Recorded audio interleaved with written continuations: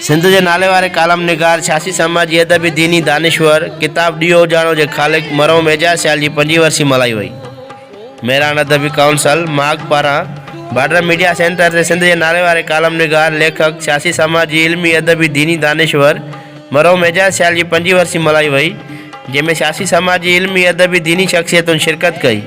तकरीब के खिताब कंदे मरहूम एजाज सियाल के वॾे भाउ टाउन कमेटी बॉर्डर जो अॻूणो काउंसलर पीपल्स पार्टी अॻवान हाजी इमदाद हुसैन सियाल चयो त असांजो भाउ इल्मु ॾाब रखंदड़ हुयो, जंहिंजी पूरी ज़िंदगी जदोजहद में गुज़री।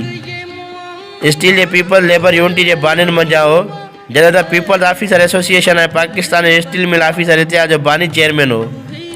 संदसि सियासी वाबस्तगी पाकिस्तान पीपल्स पार्टी सां हुई, जेको नज़रियाती तौर सुञाणप रखंदड़ हो। हिन मज़दूरी हक़नि लाइ मिसाली जदोजहद कई। एजाज सियाल हिकु बहितरीन लेखक कालम निगार हो। हुन पंहिंजे कालमनि में पाकिस्तान पीपल्स पार्टी जे हक़ में उन वक़्तु लिखियो जॾहिं केर बि लिखण लाइ तयारु न हुयो ऐं पाकिस्तान पीपल्स पार्टी लाइ ॾुखिया वक़्तु हुआ। पार्टी जी मरकज़ी क़यादत खे पंहिंजो असाज़ो सम्झंदी हुई। हुन चयो त संदसि असुल में वॾो किरदारु फ़िक्री तौर पुख़्तगी पैदा करणु हो।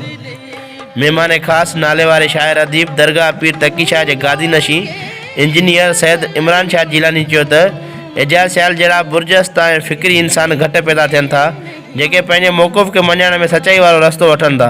हू हिकु नसर नवेस बि हो त बहितरीन शाइर बि। संदसि किताब ॾियो जानो हिकु दर्द कहानी आहे जेका हिन कालमनि जी सूरतुनि में ॾिनी आहे, या ईअं खणी चइजे त सियासी मसाइब आहे जेको हर दौर में मज़लूम भोॻियो आहे। सारंग अमर चयो त एजाज सियाल जहिड़ा किरदार भिटाई जे सुरनि में मिलनि था। हिन जा कालम सिंध जो केॾारो आहिनि। सीनियर सहाफ़ी अकबर आज़ाद इस्मानी चयो त असांजे समाज में जेके दर्द आहिनि उन्हनि दर्दनि खे कालमनि जी सूरत में एजाज सोणे अंदाज़ सां बयानु कयो ऐं समाज खे हौसलो ॾिनो आहे त हक़ जे रस्ते कामयाबियूं हूंदियूं आहिनि।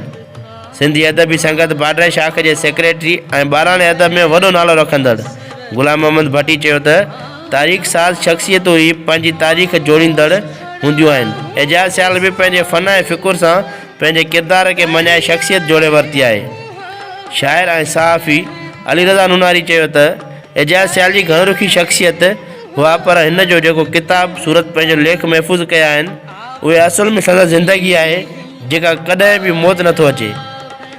स्कूल ऑफ चैरिटेबल एजुकेशन जे प्रिंसिपल ज़ुबैर अली पंवर जो चवणु हो त असांखे एजाज सियाल जहिड़नि लेखकनि जी ज़रूरत आहे जेके हक़ीक़त खे ज़ाहिर कंदड़ हुजनि, दलीलनि सां ॻाल्हाईंदड़ हुजनि, जंहिं जा लेख तारीख़ी दस्तावेज़ बणिजी वञनि था।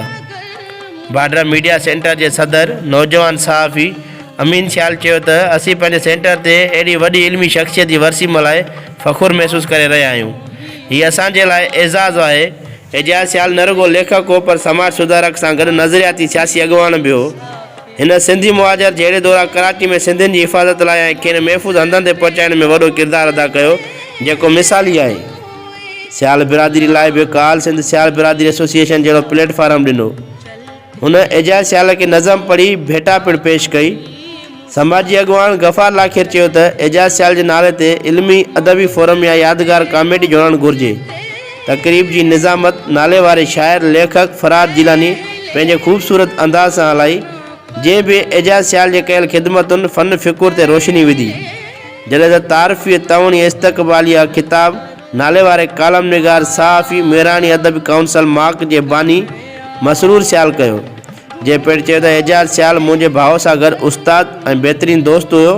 जीअं मुंहिंजी ज़िंदगी में केतिरा ई इल्मी अदबी फ़िकुरी रंग भरिया, उन खां सवाइ इक़बाल खोखर, ज़ेब सारियो, निज़ाम कोलाची, सैयद अली हसन शाह, नूर सारियो, असगर चन्ना, आमिर पंवर, वाहिद सिंधी, GM चिंजणी, रफ़ीक अहमद अबड़ो, मोहर सिंधी, नासिर हुसैन सियाल, तसवर हुसैन सियाल पिणु ख़ताबु कयो।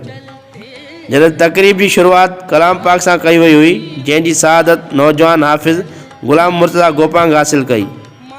नंढड़े सना ख़्वान सकलेन में दी नात ऐं कसीदो पढ़ियो।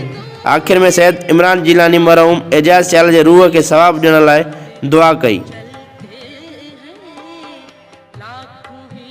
Report Wahid Sindhi, Sindh social news, border.